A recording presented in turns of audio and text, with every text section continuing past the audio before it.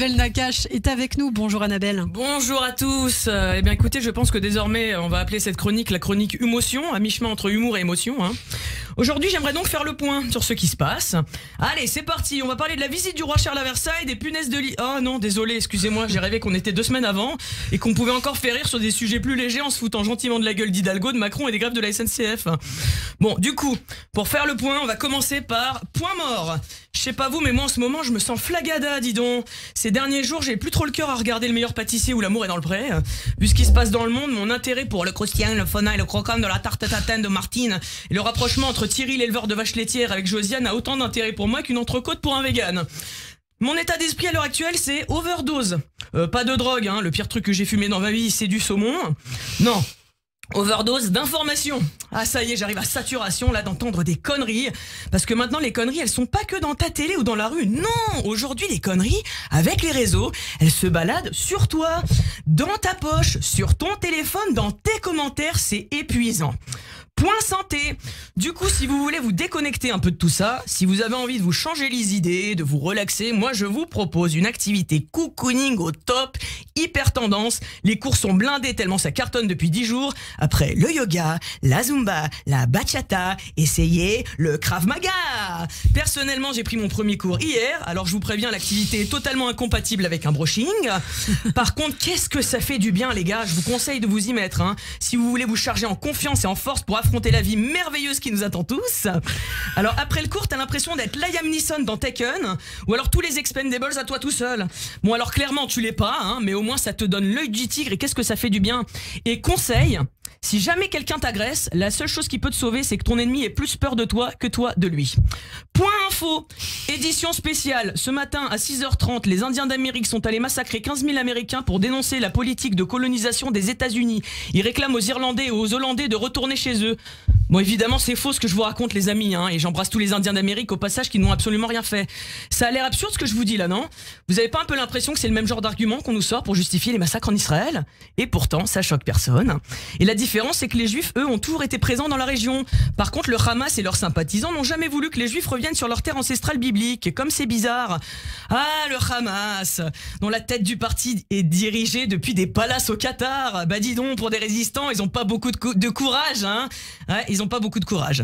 Pour info, à ceux qui parlent d'apartheid en Israël, pour votre gouverne, il y a 2 millions d'Arabes qui habitent en Israël en liberté, soit 21% de la population. C'est plus que la proportion en France.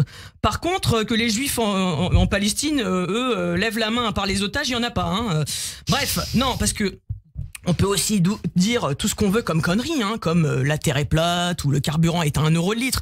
Mais à un moment, avant de déblatérer, faudrait peut-être se renseigner. Point de départ. Vous voulez qu'on parle du droit au retour ? Allez, on va dire à tous les Juifs du monde entier de retourner là où ils ont été chassés au départ. Les déménageurs bretons, ils vont avoir du boulot les gars. Avec mes grands-parents, moi je suis allé en Pologne. Et quand j'ai voulu visiter l'appartement où ils habitaient à l'époque, la personne qui m'a ouvert la porte ressemblait à Thénardier avec ses enfants. Il nous a dit impossible, à cette époque-là c'était déjà ma famille qui était là. Tellement il avait peur qu'on réclame l'appartement et qu'on revienne. Formidable. Par ailleurs, de l'autre côté de ma famille, lors du pogrom de Constantine en 1934, mon arrière-grand-père miraculé a dû laisser sa boutique et sa maison. Qu'est-ce qu'on fait du coup? On réclame tous notre dû en Pologne, en Algérie ou alors en Israël puisque c'est de là qu'on vient à la base. Incroyable. Point d'interrogation.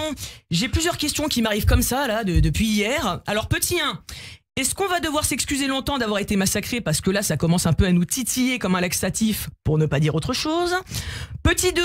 Est-ce que quand c'est le djihad islamique qui tire une roquette sur un hôpital, c'est à Israël de s'expliquer? Et est-ce qu'il faut dire pardon aussi pour les 416 autres missiles du Hamas qui sont tombés sur Gaza? Petit 3, est-ce qu'ils ont fait exprès ou pas de toucher un hôpital? Et est-ce qu'il existe un manuel comment tirer une roquette pour les nuls? Petit 4, qui croire sur ce qui se passe sur place? Une organisation terroriste qui laisse pas les journalistes accéder à Gaza et bute tous ses opposants ou un état démocratique soutenu par le Pentagone? Les questions restent ouvertes, le mystère reste entier. Je finis avec un point dans ta gueule ou plutôt un coup de gueule pour décerner un prix aux meilleures allumettes pour attiser un feu qu'on connaisse. J'ai nommé, roulement de tambour, la France imbécile, la France insoumise, pardon. Alors la LFI se dit antisioniste, et moi c'est marrant, ce matin je me dis anti-petite bite.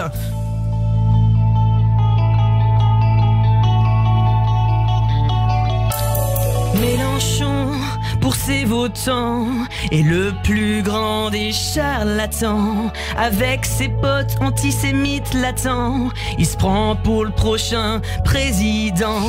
Il la ramène tout le temps, puis son palais d'argent. Panot qui ne sait pas dire terroriste, et Obono qui parle de résistant. Et Bompard, ils réécrivent l'histoire. Oh, qui se barre. Ça nous redonnerait de l'espoir. Alors pour finir, le meilleur service qu'ils pourraient nous rendre à tous, c'est qu'ils ferment juste bien leur gueule. Un point, c'est tout. Allez, en attendant que le monde aille mieux, on peut toujours rêver. Alors moi, je vous souhaite une bonne journée.